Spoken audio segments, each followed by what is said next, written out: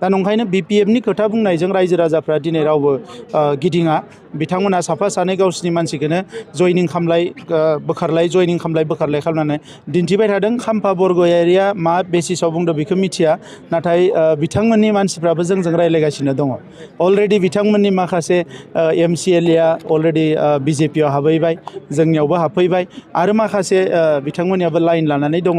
नाथाय बाथ्राया जाबाय मा मानसि बोलाय लांलाय बेजों मा जानो, गुबैया जाहैबाय मा रायजो राजानि थाखाय नों मा मावनो हानो।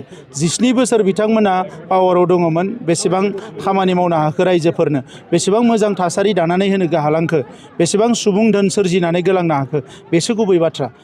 थांनाय 17 बोसोराव BPF दोलोआ BTC ओनसोलखौ एबा BTR ओनसोलाव जेरैबायदि बिथांमोना सासन होनांगौमोन, जेरैबायदि रायजो राजाफोरखौ अननांगौमोन, रायजो राजाफोरनि खामानि मावनांगौमोन, बेफोरखौ मावनो हायैनि थाखाय बिथांमोना थगायनाय सिगिनाय बायदिसिना आदबजोंसो राजखान्थि खालामनायनि थाखाय रायजो राजाफ्रा दुखु मोनदों आरो बिनिखायनो UPPL सरकारखौ बिथांमोना लाबोदोंमोन। आरो दिनै UPPL सरकार फैनायनि उनाव बड'लेण्ड ओनसोलाव जे गोजोन फैबाय, मोजां थासारि फैबाय, बयबो मोजाङै रायजो जानो हानाय जाबाय आरो जौगानायनि हाबाफारिफ्राबो रायजो राजाफ्रा लुबैनाय बायदियैनो जाहांबाय।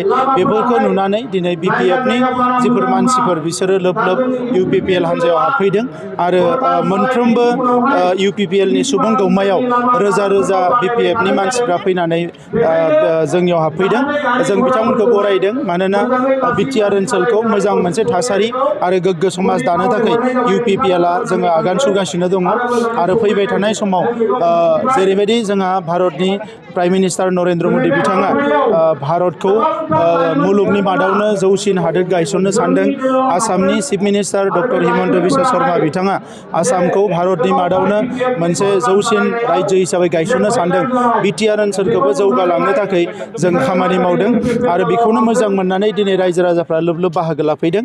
आरो जोंबो UPPL हान्जानि फारसेनिफ्राय रायजो राजाफोरखौ अरायसम बिथांमोननि बिसास, बिथांमोननि अननाय आरो बिथांमोननि फोथायनायखौ लानानै जोङो रायजो राजानि सिबिनाय खामानिखौ अरायसम गोग्गो आरो गोथार गोथोजों मावलांबाय थागोन। बिथां खाम्फा बरगयारिया मा बेसिसाव बुंदों बेखौ मिथिया, नाथाय बिथांमोननि मानसिफ्राबो जोंजों रायज्लायगासिनो दङ। अलरेडि बिथांमोननि माखासे MCLA अलरेडि BJP आव हाबहैबाय, जोंनियावबो हाबफैबाय आरो माखासे बिथांमोननियाबो लाइन लानानै दङ।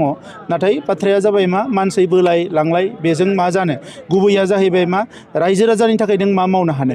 17 बोसोर बिथांमोना पावाराव दङमोन, बेसेबां खामानि मावनो हाखो रायजोफोरनो, बेसेबां मोजां थासारि दानानै होनो हालांखो, बेसेबां सुबुं धोन सोरजिनानै गोलांनो हाखो, बेसो गुबै बाथ्रा।